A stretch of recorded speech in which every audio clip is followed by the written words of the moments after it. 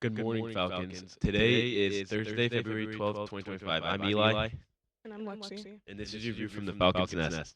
On Monday, juniors will be taking the practice SAT test in the morning. In today's installment of 1600 SAT Avenue, here's 3 tips for doing well when the real SAT is administered next month. First, look for the answers that are obviously wrong by eliminating the extra answers. You narrow down the choices for making the right one. Second, when you practice the SAT, time yourself. Try to have a routine that doesn't let you dwell too long on one question. Pace yourself so that you can finish the entire test. Finally, don't panic if you don't think you're good at succeeding on standardized tests. Take your time, answer the questions you think are easy for you, and go back and answer the questions you passed over before the test ends. And that's today's 1600 SAT Avenue.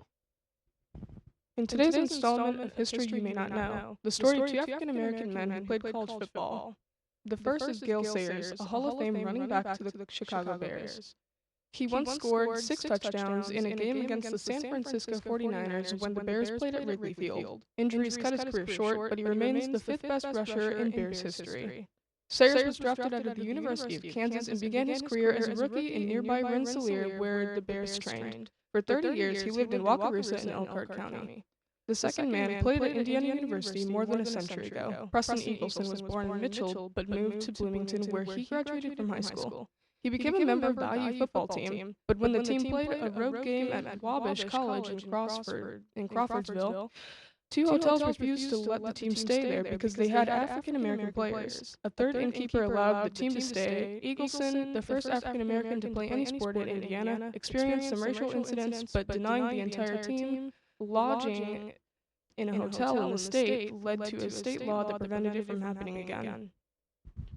Today, homecoming week festivities continue. Our theme day today is salad day. Freshmen can wear togas and Laurel wreaths for a Caesar salad. Sophomores are wearing cowboy apparel for ranch. Juniors are wearing anything, French for French dressing. Seniors are wearing tropical item for Thousand Island. Show your spirit and help your class win the Spirit Award. Spanish Club is going to Fort Wayne on Tuesday, March 17th. We will watch a Hispano-American show and then have lunch at the Authentic Restaurant. See Mrs. Cliston to pick up a field trip slip. The cost is a total of $35. Space is limited, so sign up soon. The John Glenn Music Department is again sponsoring a paddle auction. Check out the handbills throughout the building to find out some of the items that will be on the auction block and how you can sign up for it.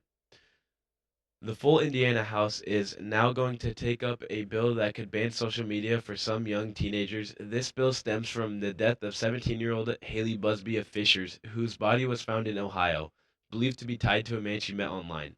If this becomes law, children 15 and under would be banned from social media starting next year, unless a parent or guardian gives specific consent. It would be up to the social media companies to get that consent. The legislation also requires those social media providers to modify kids' accounts to remove all aspects that make them addictive. And now to weather with Kobe. Hi, I'm Kobe, and here's today's weather. The actual temperature is 16 degrees. The real feels 21. It's partly cloudy. The air quality's poor. Now moving to the 3-day forecast. Thursday's going to be a high of 38, a low of 22, sunny. Friday's going to be a high of 48, a low of 29, cloudy. Saturday's going to be a high of 51 and a low of 32, sunny. Now moving on to sports. Tomorrow night, the boys basketball teams will host Knox in a conference game.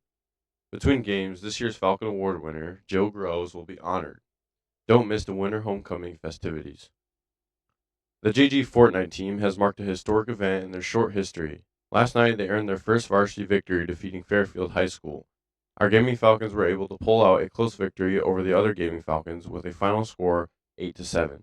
Congratulations to Jordan Stephen, Riley Jennings, Camden Griffin, and Tyler Wasinski. The SSBU team also saw action last night against Purdue Polytechnic. Falcons had a difficult time getting their footing and never fully recouped. With the loss to SSBU, record regressed to 4-7. Thank you to Sean Hahn, Aiden Bridge, Aiden Beckham, and Carter James. And now back to lunch with Kobe. Today's lunch is going to be pasta, mini pancake sausage wraps, uncrustable ham chef salad, and turkey chef salad, green beans, garden bar, marinara sauce, fruit cocktail, and garlic breadsticks. That's all we have today, Falcons. Have a wonderful day.